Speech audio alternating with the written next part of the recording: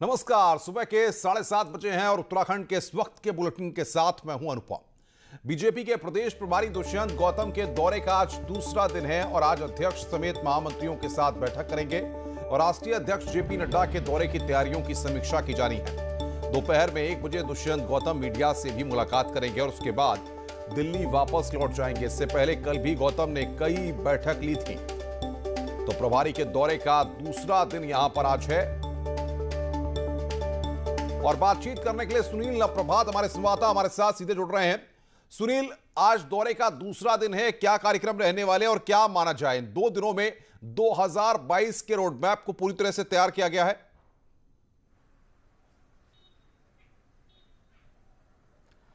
बिल्कुल अनुपम, जैसे कि आपने कल भी प्रदेश प्रभारी को सुना, वो अपनी मंशा जाहिर कर चुके हैं जब उन्होंने कहा कि जो कार्यकर्ता हैं वो तांबे की बर्तन की तरह होते हैं, यदि उनको मांजा न जाए तो काले पड़ जाते। तो इससे वो अपने इरादे जाहिर कर चुके हैं। आज सुबह 9 बजे वो प्रदेश अध्यक्ष और उनके जो महामंत्री हैं उनके साथ मीटिंग उनकी है और इस मीटिंग में वो पूरे प्रदेश का रोड मैप खींचेंगे, पूरे खाका खींचेंगे और जानेंगे कि प्रदेश में क्या स्थिति है, कहाँ पर क्या कुछ हो रहा है। तो उसके पूरे महामंत्रियों के साथ आज मीटिंग होगी। करीब 1 से 1.5 घंटे ये मीटिंग चलेगी और उसके बाद जो 5 दिसंबर से राष्ट्रीय अध्यक्ष जेपी नड्डा का जो दौरा होने वाला है उसकी वो समीक्षा, उसकी तैयारियों की वो आज समीक्षा भी करेंगे कि क्या क्या तैयारियां प्रदेश संगठन की ओर से की गई हैं। जो अभी तक की जानकारी है कि नड्डा के दौरे के मद्देनजर प्रदेश संगठन का इरादा है कि इस दौरे को ऐतिहासिक बनाया जाए, क्योंकि 120 दिन की जो यात्रा नड्डा प्रदेश पूरे देश भर में करने वाले हैं 5 दिसंबर से, उत्तराखंड से उसकी शुरुआत होगी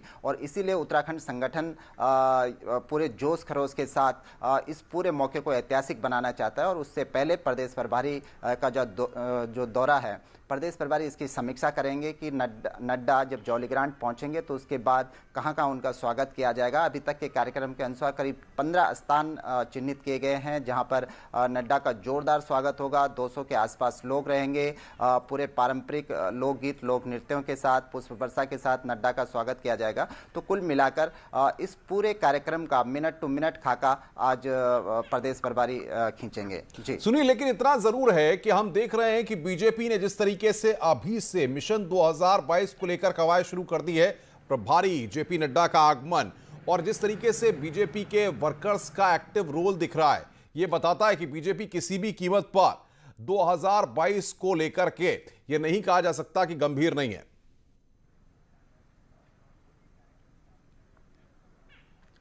बिल्कुल अनुपम, और बीजेपी के लिए एक बड़ी चुनौती भी है। जितना विपक्ष है उससे ज़्यादा चुनौती है कि जो 57 का जो बेंचमार्क है, जो प्रचंड बहुमत के साथ 2017 में सरकार बनी थी, बीजेपी के लिए अब आगे चैलेंज होगा कि उस बेंचमार्क के आसपास रहे या फिर उससे आगे निकले। और ये बड़ा चैलेंज होगा खुद बंशीधर भगत के लिए भी, क्योंकि उनके नेतृत्व में बतौर प्रदेश अध्यक्ष ये पहला चुनाव विधानसभा का होगा। तो जो प्रदेश प्रभारी हैं गौतम, उनके लिए भी ये बड़ा चैलेंजिंग टाइम होगा, क्योंकि वो प्रदेश प्रभारी बनने के बाद उनके नेतृत्व में भी ये पहला चुनाव होगा। बिल्कुल बिल्कुल जो सुनील, आप नजर बना के रखिए, आगे भी हम आपसे अपडेट लेते रहेंगे। तो सुनील हमारे संवाददाता बता रहे थे कि आज प्रदेश प्रभारी बैठक लेंगे और इस बैठक में अध्यक्ष और महामंत्री मौजूद रहेंगे और उसके बाद आज वो अपने 2 दिन के दौरे को खत्म करके दिल्ली के लिए रवाना हो जाएंगे।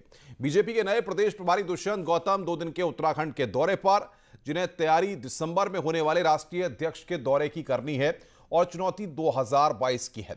हालांकि नए प्रभारी चुनाव को चुनौती नहीं मानते हैं।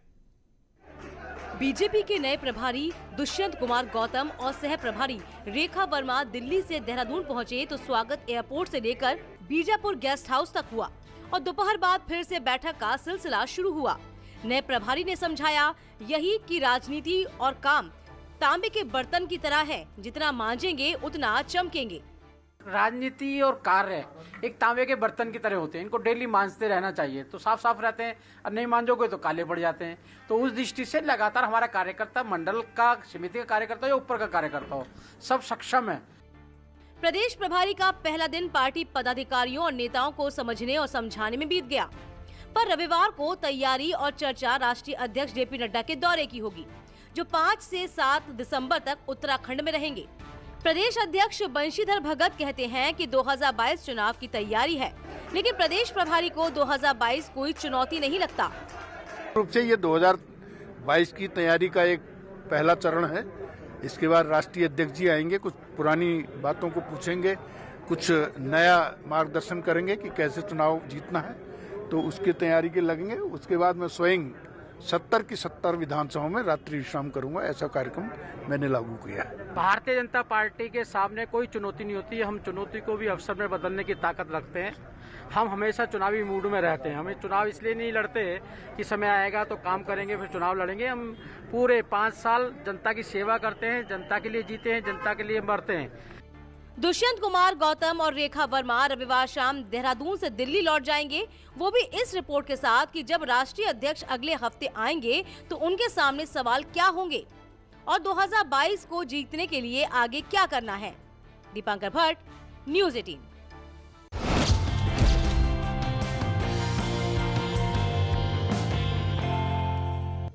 और अब बात करते हैं बड़ी सौगात की। मुख्यमंत्री त्रिवेंद्र सिंह रावत आज प्रदेशवासियों को बड़ी सौगात देने जा रहे हैं। पहले डोबरा चाठी पुल, जानकी सेतु और अब सूर्यधार। विकास की इबारत लिखते मुख्यमंत्री त्रिवेंद्र सिंह रावत आज देहरादून वासियों को सूर्यधार झील के रूप में एक नया तोहफा देने जा रहे हैं। देहरादून से चंद किलोमीटर की दूरी पर थानों से आगे सूर्यधार में झील बनकर तैयार हो गई है, जिसका मुख्यमंत्री त्रिवेंद्र सिंह रावत लोकार्पण करेंगे। सूर्यधार झील मुख्यमंत्री त्रिवेंद्र सिंह रावत का ड्रीम प्रोजेक्ट में से एक है। इस झील से इलाके को पेयजल और सिंचाई के लिए पानी उपलब्ध होगा। इससे लगभग 18 गांवों को सिंचाई और 19 गांवों को पेयजल मिलेगा, जो कि पूरी तरह से ग्रेविटी आधारित होगी। बता दें कि इस क्षेत्र में लंबे समय से पेयजल और खेतों की सिंचाई के लिए पानी की उपलब्धता नहीं होने की समस्या रही है। क्षेत्रवासियों की इसी दिक्कत को समझते हुए मुख्यमंत्री ने साल 2017 में सत्ता संभालने के साथ ही सूर्यधार में झील बनाने का ऐलान किया था। मुख्यमंत्री के प्रोजेक्ट को लेकर गंभीरता का अंदाजा इसी से लगा जाता है कि समय समय पर उनके द्वारा सूर्यधार में निर्माणाधीन झील के निरीक्षण किए जाते रहे। अब रिकॉर्ड समय में यह झील बनकर तैयार हो गई और आज मुख्यमंत्री त्रिवेंद्र सिंह रावत झील को प्रदेश की जनता को समर्पित करेंगे। सरकार का यह मानना है कि यह झील आने वाले दिनों में देहरादून जिले में नए टूरिस्ट डेस्टिनेशन के तौर पर भी उभरेगी। यहां पर सरकार की योजना बोटिंग के साथ ही लोगों को प्रकृति का दीदार कराने और अन्य पर्यटन गतिविधियों को संचालित करने की है। वहीं यहां पर छोटे छोटे कैफे, रेस्टोरेंट आदि विकसित होने से क्षेत्र के लोगों को रोजगार मिलेगा। और बातचीत करने के लिए सुनील प्रभात हमारे साथ सीधे जुड़े हुए हैं। सुनील, बड़ी खबर यह है कि आज उत्तराखंड की जनता को एक बड़ा तोहफा त्रिवेंद्र सिंह रावत देने वाले हैं। कितने बजे लोकार्पण होगा और किस तरीके से भव्य तरीके से इस झील को तैयार किया गया है?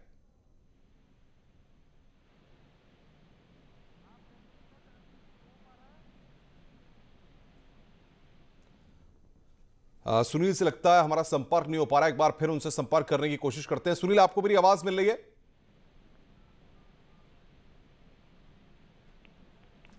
सुनील से हम संपर्क करने की कोशिश करते हैं। बहरहाल मुख्यमंत्री त्रिवेंद्र सिंह रावत आज सूर्यधार की सौगात उत्तराखंड की जनता को देने वाले हैं, जिससे पेयजल का संकट, जो कई गांवों में पेयजल का संकट था, वो दूर होगा। सिंचाई की जो समस्या थी वो दूर होगी।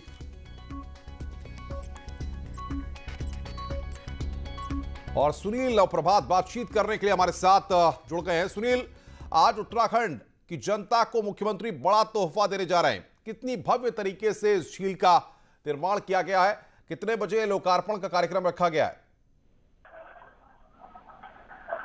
देखिए अनुपम, करीब 10 बजे के आसपास मुख्यमंत्री सूर्यधार झील पर पहुंचेंगे। ये मुख्यमंत्री की विधानसभा भी है, मुख्यमंत्री का एक ड्रीम प्रोजेक्ट था। 2017 में जब बीजेपी सरकार सत्ता में आई थी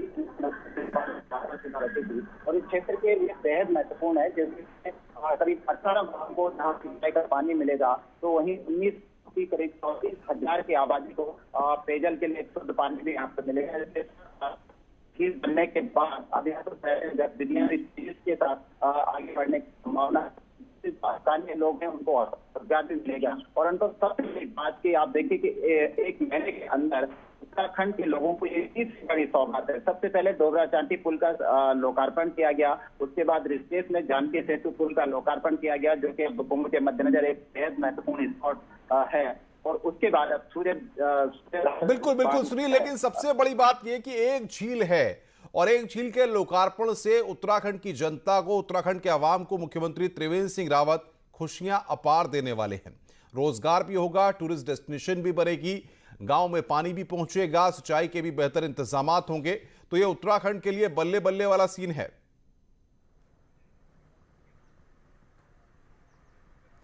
बिल्कुल अनुपम, ये माइलस्टोन है और इससे राजस्व की भी बचत होगी। एक तरह से एक साल में करीब 7 करोड़ लागत की जो बिजली जो अभी तक खर्च होती थी उसकी भी बचत इस झील के कारण होगी। और साथ साथ जो डोईवाला के करीब 18 गांव हैं और जहां सिंचाई पानी की जो बात हो रही है, ये बरस भर लोगों को इस पर पानी मिलेगा। अभी तक किसानों को यहाँ पर बड़ी दिक्कत होती थी, सिंचाई के लिए पानी नहीं मिल पाता था, तो गर्मियों में पेयजल की दिक्कत होती थी। तो तमाम समस्याएं अब इसके लोकार्पण के साथ ही समाप्त हो जाएंगी। सुनील, बहुत बहुत शुक्रिया आपका। नजर बना के रखिए, आगे भी हम आपसे अपडेट लेते रहेंगे। सुनील प्रभात हमारे संवाददाता लगातार नजर बनाए हुए हैं और लोकार्पण की जो तस्वीरें सामने आएंगी उनको भी हम दर्शकों तक सबसे पहले पहुंचाएंगे। आगे बढ़ते हैं। राज्य में उन कर्मचारियों के लिए अच्छी खबर है जो सालों से विभागों में काम तो कर रहे हैं, लेकिन नियमित सेवा उनकी 10 साल से कम है। हाईकोर्ट ने एक याचिका पर सुनवाई के दौरान कहा कि पेंशन के लिए 10 साल की नियमित सेवा जरूरी नहीं, बल्कि अन्य सेवाओं को भी जोड़कर पेंशन का लाभ मिलेगा।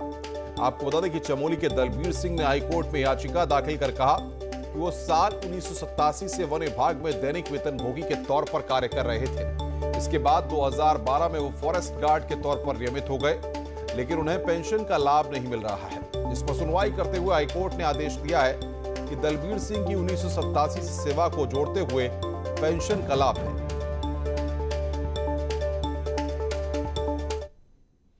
और बड़ी खबर इस वक्त आ रही है हरिद्वार से, जहां पर आज और कल हरिद्वार के बॉर्डर सील रहेंगे।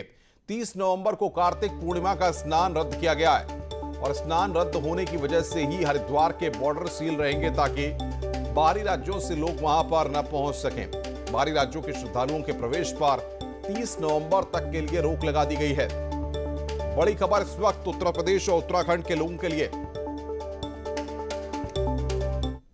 रुद्रप्रयाग से खबर है, जहां पर मुख्य बाजार में स्टेट बैंक के पास एक मकान भरभराकर एनएच पर आ गिरा, जिससे एनएच बंद हो गया है। एनएच बंद होने से दोनों तरफ वाहनों का जाम लग गया। सूचना पर पहुंची कोतवाली पुलिस रुद्रप्रयाग द्वारा जेसीबी मशीन मंगवाकर ध्वस्त मकान का मलबा साफ कराया गया, जिसके बाद यातायात सुचारू हो पाया है। हालांकि गनीमत रही कि जिस वक्त ये मकान ढहा उस वक्त दौरान ना तो उस मकान में कोई रह रहा था और न ही नीचे हाईवे पर इसकी चपेट में कोई वाहन या व्यक्ति आया, वरना कोई बड़ा हादसा हो सकता था। बताया जा रहा है कि मकान में नेपाली मूल के लोग रहते थे और खतरे को भांपते ही समय पर आज लोगों ने मकान खाली किया था। और अब बात कर रहे हैं कोरोना अपडेट की। प्रदेश में शनिवार को कोरोना के 424 नए मामले सामने आए हैं। देहरादून में 163 और पिथौरागढ़ में 59 नए केस सामने आए। बीते 24 घंटे में 13 लोगों की कोरोना की वजह से मौत हुई है। तो ये कोरोना का अपडेट उत्तराखंड का है। राज्य में 424 नए मामले सामने आए और लगातार ये संख्या बढ़ती जा रही है। देहरादून में 163 नए मामले सामने आए हैं। पिथौरागढ़ में 59 मामले सामने आए हैं।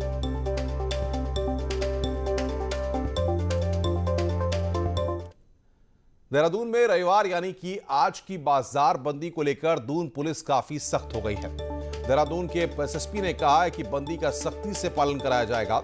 अधिकारियों को इसके लिए निर्देश दे दिए गए हैं। एसएसपी ने बताया कि जिलाधिकारी के दिशा निर्देशों का पालन कराया जाएगा, वहीं उल्लंघन करने वालों पर सख्ती की जाएगी। आपको बता दें कि मामला बढ़ने के चलते ये फैसला लिया गया है और कई इलाकों में इसे लेकर सैनिटाइजेशन का काम भी किया जाएगा। राज्य में कोरोना के मामलों को लेकर मुख्यमंत्री त्रिवेंद्र सिंह रावत ने चिंता जताई है। शनिवार को मुख्यमंत्री ने राज्य में कोरोना के हालात को लेकर सभी जिलों के जिलाधिकारियों से बातचीत की। सीएम ने कहा कि कोरोना से डेथ रेट को कम करने के लिए विशेष प्रयास किए जाएं। मुख्यमंत्री ने निर्देश दिए कि मौत की वजह कोरोना है या दूसरी बीमारी या देर से हॉस्पिटल पहुंचना या कुछ और, इस बात को गौर से देखा जाए। वहीं अगर किसी मरीज को हायर सेंटर रेफर करने की जरूरत हो तो इसमें कोई देरी न की जाए। मुख्यमंत्री ने कहा कि रुद्रप्रयाग, पिथौरागढ़ और देहरादून में पॉजिटिव केस को कंट्रोल करना होगा।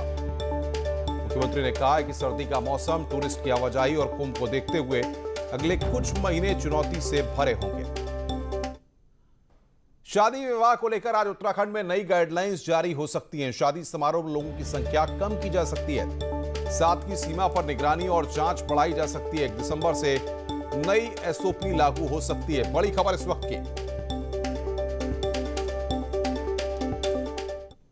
आगे बढ़ते हैं। उत्तराखंड कांग्रेस में आने वाले समय में बड़ा घमासान देखने को मिल सकता है, क्योंकि पार्टी का एक गुट खुलकर हरीश रावत के नेतृत्व में लड़ने की पैरवी कर चुका है। ऐसे में इंदिरा प्रीतम का खेमा क्या रुख अपनाता है, ये देखने वाली बात होगी। 2022 में उत्तराखंड कांग्रेस किसी चेहरे को आगे रखकर चुनाव लड़ेगी या कई नेताओं के सामूहिक नेतृत्व में चुनाव होगा, ये अभी तय नहीं है। लेकिन हरीश रावत के करीबी नेता, विधायकों और पार्टी पदाधिकारियों ने हरीश रावत के पक्ष में खुलकर बैटिंग शुरू कर दी है।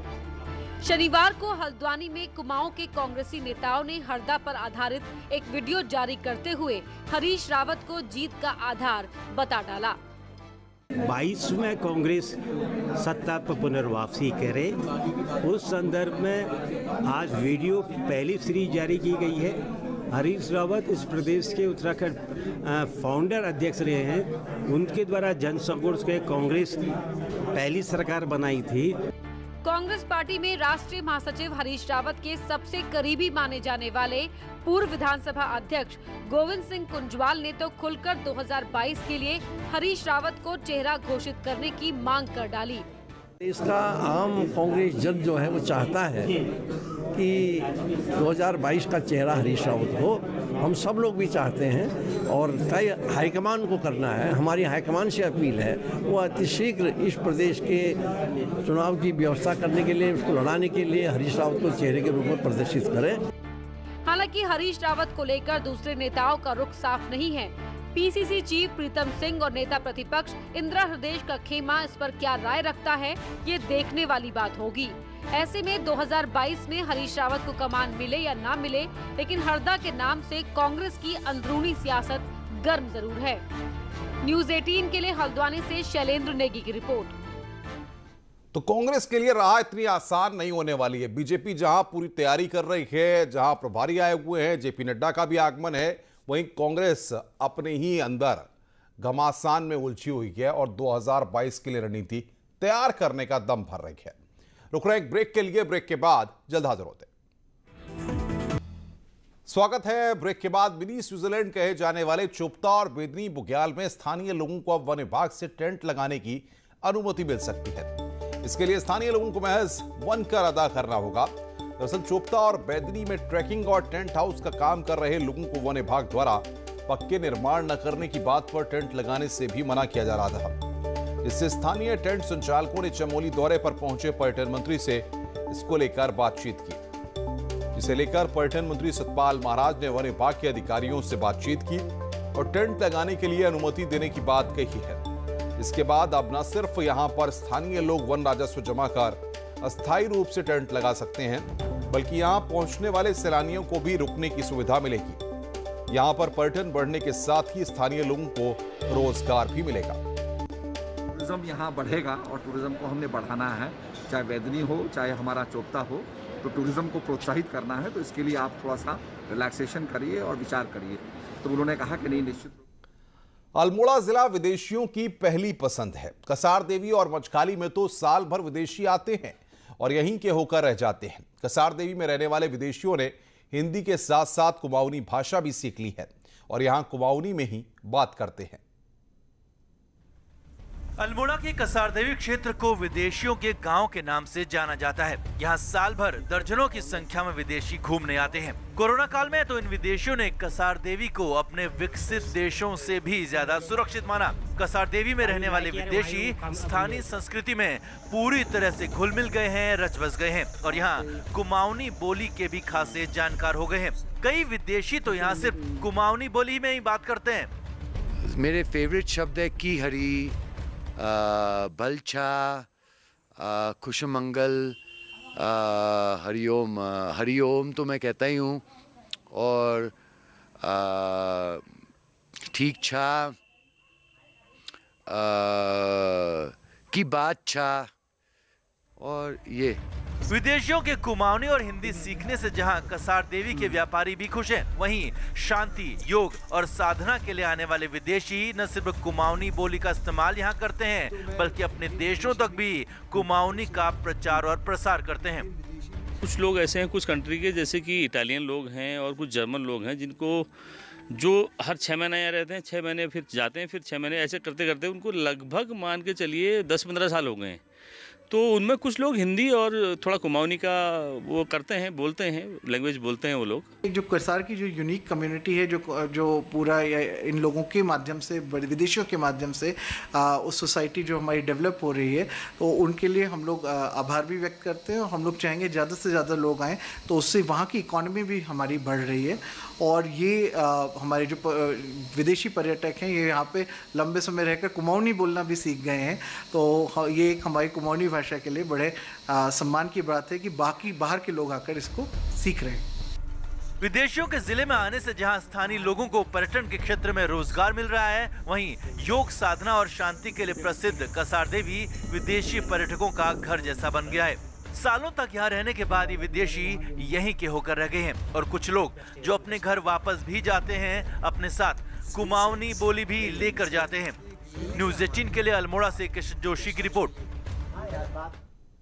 तो यही कहते हैं कि विदेशियों के दिल में भी पहाड़ बसता है। तो आप भी पहाड़ आइए और पहाड़ की खूबसूरती का लुत्फ उठाइए। उत्तराखंड के इस वक्त के बुलेटिन में फिलहाल इतना ही। खबरों का सिलसिला लगातार जारी है। नमस्कार।